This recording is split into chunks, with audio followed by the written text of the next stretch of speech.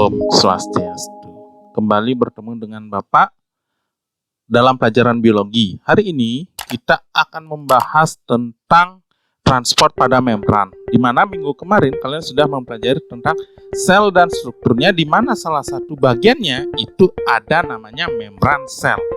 Nah, sekarang kita akan lebih mendalami bagaimana sih proses transport atau keluar masuknya cairan pada membran. Transport pada membran itu ada dua, ada transport pasif dan transport aktif. Nah, kita bahas dulu transport pasif. Transport pasif di mana transport molekul atau senyawa di sini tidak memerlukan energi, jadi dia langsung dan bergerak dari daerah yang konsentrasinya lebih tinggi ke daerah yang konsentrasinya lebih rendah. Jadi mengikuti gradien dia. Ya, tidak melawan tapi mengikuti. Sudah? Nah, di sini sebenarnya untuk transport pasif itu ada dua jenis. Ada difusi, ada osmosis. Nanti kita lebih lanjut ya penjelasan tentang dua jenis ini. Oke, kita bahas dulu difusi. Difusi merupakan pergerakan zat melalui atau tanpa membran ya. Jadi di sini tidak ada membran. Pada saat difusi dari wilayah konsentrasi tinggi hiper ke konsentrasi rendah hipo, sehingga mencapai keseimbangan konsentrasi. Perhatikan di sini ada kata keseimbangan dan tanpa membran, itu difusi. Nah, untuk difusi itu ada dua jenis, difusi sederhana dan difusi terfasilitasi atau nama lainnya terbantu oleh protein transport. Nah, untuk difusi sederhana di sini terjadi secara spontan ya. Jadi dia sehingga tersebar rata. Contohnya ya, kalian misalkan menyemprotkan parfum di dalam satu ruangan, atau kalian menaruh air gula di dalam air ya, sehingga dia kalau kalian aduk dia menghilang menjadi satu sehingga seimbang. Ya, karena tidak ada batasan, tidak ada membran yang membatasi. Ya, itu difusi. Sedangkan difusi terfasilitasi atau terbantu oleh protein transport di sini ada dua. Ada melalui protein saluran atau saluran protein, ada dari protein pembawa. Ya. Nah, di sini protein yang dimaksud adalah protein integer, ya, itu integra daripada membran sel. Ya. Nah, kalau di sini protein saluran, jadi dia bentuknya seperti ini, nak. Jadi tinggal masuk aja, masuk keluar dia seperti saluran. Begitu pula dengan ada yang namanya aquaporin kemarin di salah satu soal ya. Nah, ini dia di protein integer. Tapi protein integer juga dia memiliki sifat yang lain. Ada sifatnya seperti protein pembawa yang menyesuaikan bentuknya sehingga saatnya itu bisa keluar tanpa bantuan energi. Ya, itu untuk difusi terfasilitasi. Ya. Nah, sekarang yang kedua tadi difusi. Sekarang osmosis.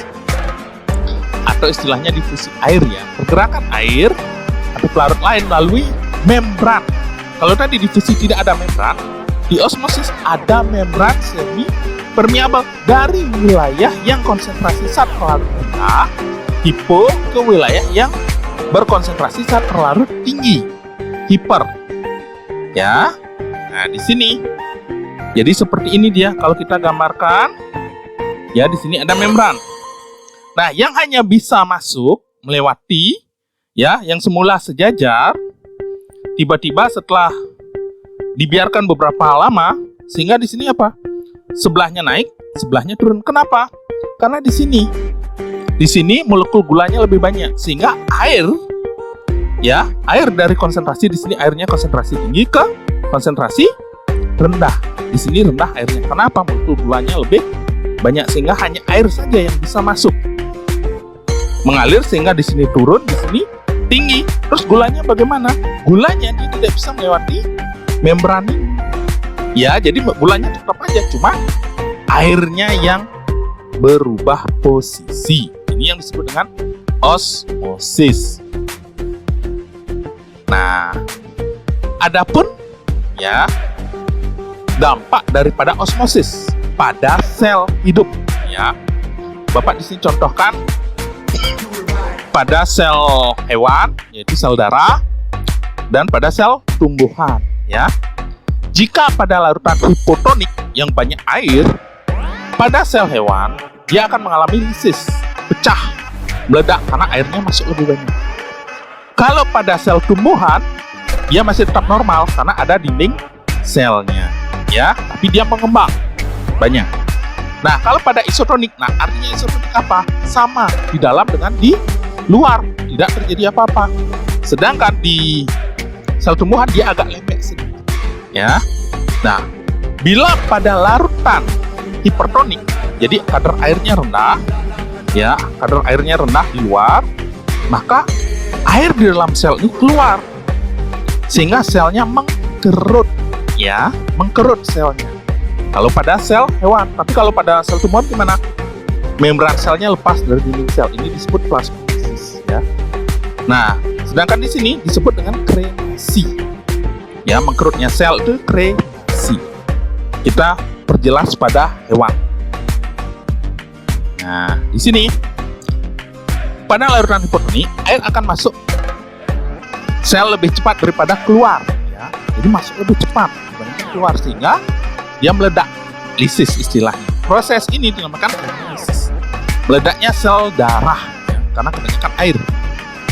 Kalau isotonik ya sama, nggak masalah, dia tetap normal ya. Nah, ini kalau hipertonik gimana? Mengkerut ya. Nah, proses ini disebut kremasi.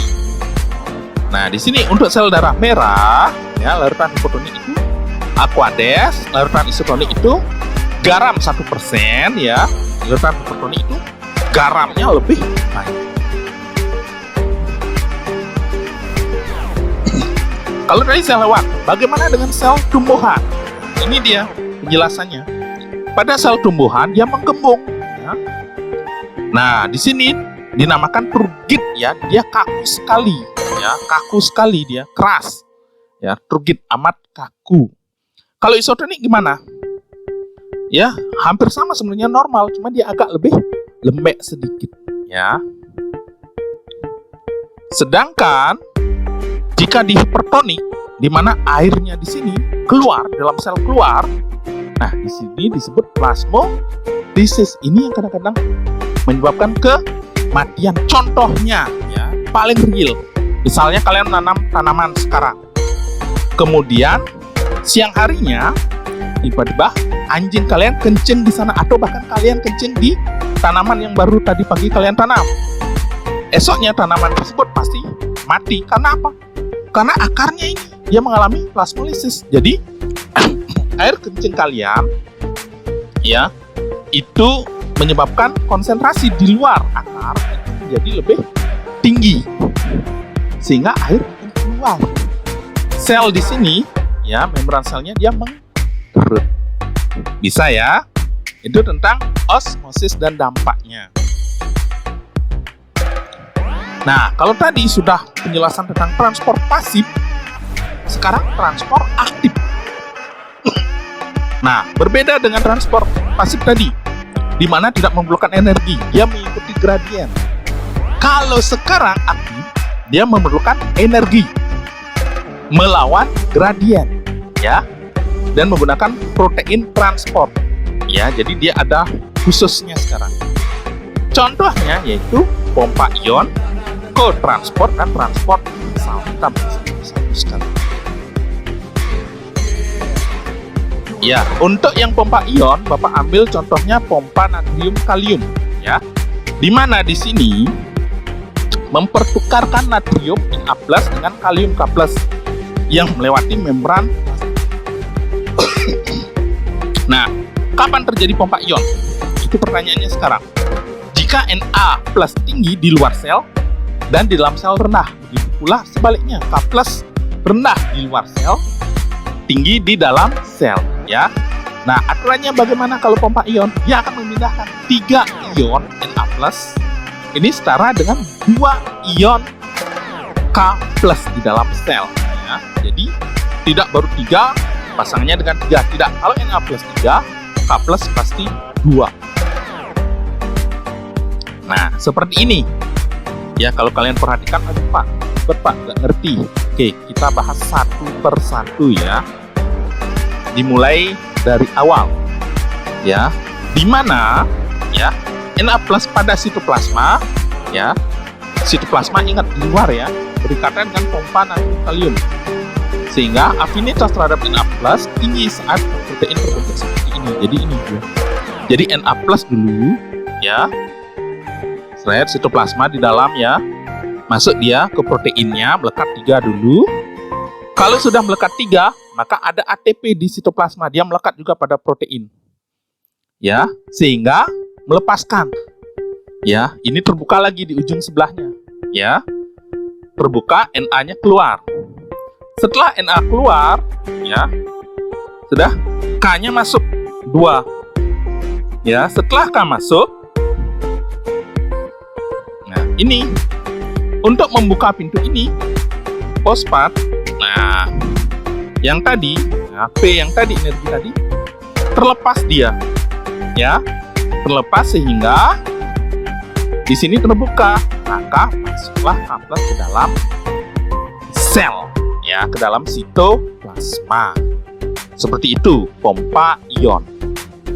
Yang kedua, kotransport, ya, di mana inilah transport serentak oleh protein membran. Contohnya adalah protein membran memindahkan sukrosa ingat gula, ya, ke dalam sel melawan gradien konsentrasi. Dan ada syaratnya. Ya, syaratnya apa? Jika molekul sukrosa ini bergerak ditemani oleh ion hidrogen, dia harus berpasangan, ada pasangan, ya, ion hidrogen. Ya, jadi ion hidrogen ini menggunakan protein transport sebagai jalan untuk berdifusi, menurunkan gradien elektrokimiawi yang ditekankan oleh pompa proton. Ya, jadi walaupun dia hanya sukrosa saja, seperti tadi di osmosis kita ketahui bahwa gula dia tidak bisa melewati membran, ya, tidak bisa melewati membran. Tapi dia akan bisa melewati membran jika ditemani oleh ion hidrogen, sehingga tidak terjadi osmosis. Ya, itu disebut dengan kotransport. Contoh, ya, contohnya seperti tadi. Yang ketiga, transport massal, ya. Air dan zat pelarut berukuran kecil memasuki dan meninggalkan sel secara difusi, ya, melalui lapisan lipid bilayer, ya, atau lapisan ganda lipid membran plasma dengan cara dipompa atau diangkut melintasi membran oleh protein transport, ya. Nah, ini molekul besar seperti polisakarida. Polisakarida itu karbohidrat, ya, yang melintasi membran secara massal melalui pengemasan dalam vesikel. Nah, dalam vesikel di sini ada kata vesikel. Proses ini memerlukan energi. Nah, kalau polisakarida masuk ke dalam sel, dia melalui cara endositosis. Transport massal ada 2, exo dan endo. Kalau zat dari luar masuk ke dalam disebut endositosis, tapi kalau dalam keluar disebut exositosis. Oke. Nah, ini dia. Exo adalah transport makromolekul, ya. Jadi gula di dalam sel, kemudian protein dalam sel. Kalau dia mau keluar sel, ya, itu peristiwanya disebut exositosis. Ya, kalau endositosis, ya, itu adanya makromolekul masuk ke dalam sel. Nah, di sini ada 2 contoh, ya, fagositosis dan pino. Bedanya di mana? Kalau zat yang masuk dalam bentuk padat disebut fagositosis. Kalau dalam bentuk cair, pinositosis. Ya, fago padat, cair pino. Nah, seperti ini. Nah, kalau yang ini, nah ini zat padat, ya. Ya. Zat padat dari luar masuk. Nah, diselubungi dia oleh vesikel. Ya, nanti dicerna oleh lisosom, ya. Sedangkan kalau ini, ya, cairan, ya, dalam bentuk lebih kecil, bukan padat sekali tapi lebih kecil masuk ke dalam, ya, ini pino. Ya, jadi kalau padat sekali fago, kalau agak cair atau kecil-kecil molekulnya disebut pino. Oke, kesimpulan ya. Secara umum ya, untuk transport pada membran ada dua, transport pasif dan aktif. Perbedaan mendasar yaitu pasif tanpa energi, aktif memerlukan energi. Ya, mudah-mudahan bisa dipahami ya. Sekian dulu penjelasan Bapak tentang transport pada membran. Silahkan jika sudah yakin, silahkan langsung kalian kerjakan latihan. Soalnya ingat, 3 kali pengulangan. Semoga nilainya lebih bagus. Bapak akhiri sampai di sini. Om Santi Santi Santi Om.